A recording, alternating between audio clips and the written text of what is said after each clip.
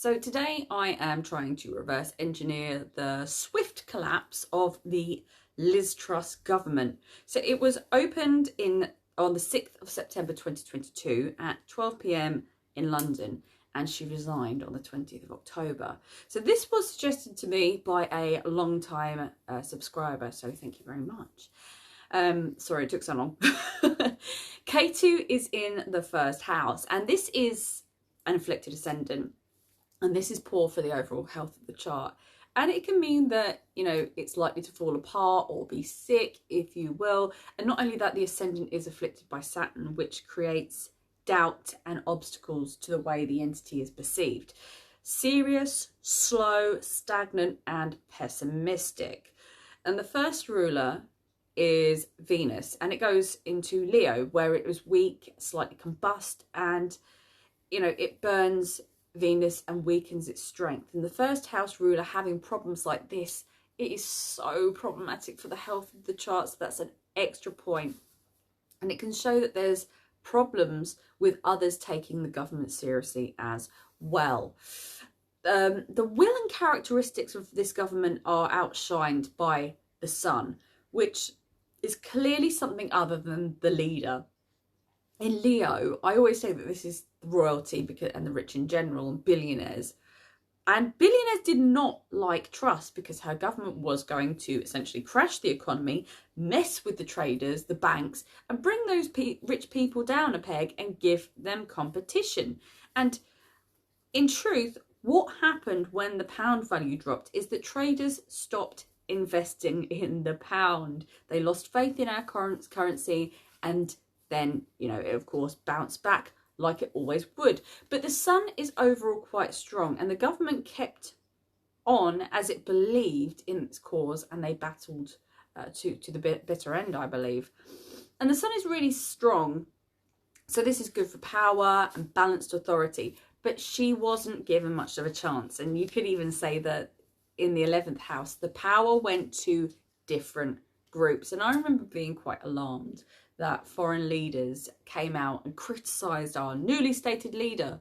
Of course, you know, the public just kind of repeated whatever the media said, apparently. But I was pretty insulted that the IMF and Joe Biden seemed to have more of an impact on Liz Truss's decisions than the constituents. And that's why I believe that nothing is going to change at any time soon. And unless the public actually are louder than the rich people with all the money, there is nothing that anybody can really do. More assets will go from the poor to the rich, and then we'll be back renting everything off the rich, working until our deaths to pay it, and then wondering when feudalism all really began. You know, it's something we've got to worry about now. Both Mars and Rahu aspect this house. So the sun is afflicted as well, and this really impacts the health and increases the likelihood of premature deaths. And the sun is also the 11th ruler, which can bring obstacles, and there are obstacles from the sun, which creates problems with friends, and also Venus rules the 8th, so that's scandal with friends, and it can also be scandal with organisations, groups and networks as well. She really peed someone off. The final marker that tells us if a chart is so damaged that there are going to be health problems is the moon. It's really important. And at first glance, you look at it and everything seems okay until you realise it's not only afflicted by Mars, but also Rahu. It isn't in a bad sign, but the affliction makes the moon very, very weak. And being in the third house, that is a slightly malefic house, which can impact the moon even more. So first house ruler, the sun and the moon all have problems. This is a recipe for disaster. What's the worst planet in the chart? I would say chart ruler, Venus, and it's not even in a great sign. And this is most likely going to be a planet that is going to be activated in the transit chart as well. Mars isn't too great either and isn't in a great sign, and the dispositor is Venus, so that brings the strength down as well.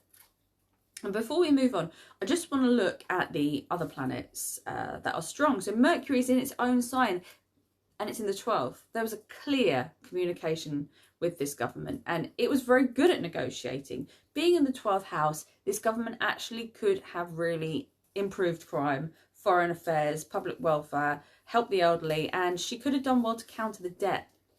And Truss would have put money back into the NHS and services, and I think she had a distinct plan for this. Saturn in a strong position in the 4th. It's great for structure, it's great for stability, and there would have been support for farming, reduced building, unnecessarily, and she would have put serious contracts in place. She wouldn't have wasted money on any of the towns that repeatedly get funding, and she would have directed it to what I believe the right places.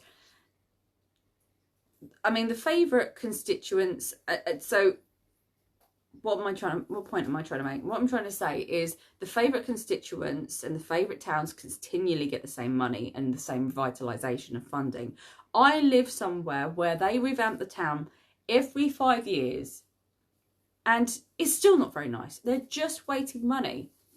And I wholeheartedly support money going into the more deprived towns that actually need it, instead of installing Legionella risks in our town. We've got water sprinklers things. What great idea was that? They're always broken. Anyways, then we have Jupiter in the 6th. And your 6th house is all about economy and the working class. And of course, there is some confusion here with Neptune, but Jupiter is so lovely. Neptune really pulls in oil, gas, liquid petroleum, and with Saturn being so strong, you know, it would have done a lot for oil prices. And we probably could have exported and refilled our own oil reserves under her. And I think she would have passed a load of laws to enable this as well. I think she said something about fracking. And this would have created a lot of jobs, and interestingly enough, she could have successfully navigated that, but I think she would have really aggressively taxed working class people at the same time. And you know, Mars is quite angry in the 8th, and that is other people's money, so that is tax, as we mentioned, but also the bankers. And if you want my opinion, the bankers really wanted rid of her. And who are the biggest bunch of bankers? The International Monetary Foundation. See what I did there?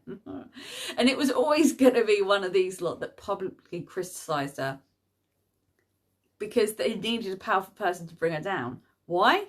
Well, her weakest planet is Venus in Leo of the rich. It's the 11th house of groups and networks and organisations. Then on top of that, you have the sun. So this is like a hugely powerful group of people and authority. And the sun is gold, so it had something to do with gold, political leaders and great power. And I'm really pointing towards a group of people as opposed to an individual. So, you know, like a leader like Biden. I think the link is to gold, to billionaires. With Venus and the sun, it really gets me thinking of the IMF, because the Venus is all about luxury. And it also rules the 8th of the bankers. So it could be something to do with that taxation. But most of the criticism came from America and the IMF, which is also based in Washington. And I just have this hunch, mainly because I was so shocked to see the overt pressure from America over English politics at that time. But I do have to say it isn't surprising or out of character. I was really annoyed when British politicians tried to do it to America as well. So the transits that signified the end of this government was in October 2022. So Ketu was on the ascendant and Uranus was in the 7th house as it went over Rahu. So Ketu can bring significant health issues when it crosses over the ascendant. And if there is a vulnerability in the chart, it will bring that out. But the moon is very close to Venus, showing that there is something that is very public and open. Why? The moon rules the 10th of career and public, as well as being the karaka for public masses. And going over the first rule, and it impacts the body or the entity itself. So these sit in the 11th house, which is about groups and associates. Again, very public. And also Venus rules the 8th house of scandal, death, transformation and ending. So Saturn is also loosely aspecting the ascendant as well. So there's just too much damage to the significators of the physical health, both in the charts and in the transits for this to survive. As for the Dasha, the government chart was in Venus and Mercury. And despite Mercury being very, very strong, it still rules the 12th. And 12th house matters are strong. Then Venus, ruler of the 8th, came around and hit a point of being strong to the point it created problems. Sometimes negative planets that are strong have more power to bring endings. And of course, Mercury also ruled the 9th, which is great. And Venus rules the 1st. And, you know, this is also great. But the combination of all three things that brought about endings, the 12th house, scandal, 8th house. Overall, I do believe what she says. She was pushed out by America and the IMF. And the reason for that is because she posed a threat to the ultra rich. What fun! How brilliant! So essentially, everybody thought she was so bad. The scandal was brought out and, you know, the people in power did what they could do with their money. They bought everyone, they bought the media companies, and they got high profile people to say things. And I think more than ever in this time of politics, we need to be really careful of what we are consuming in the way of media and what we are believing. I think that if you really want to keep your ear to the ground, you will be skeptical of both sides. You'll look at both sides and go, okay, well, maybe this media outlet is maybe more on the right. Let's hear them out. Okay, I've heard them out. I don't believe what they say. And then you listen to the left and you hear them out and you don't believe entirely what they say.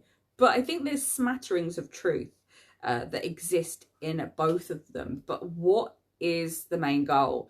And this is all my personal opinion here.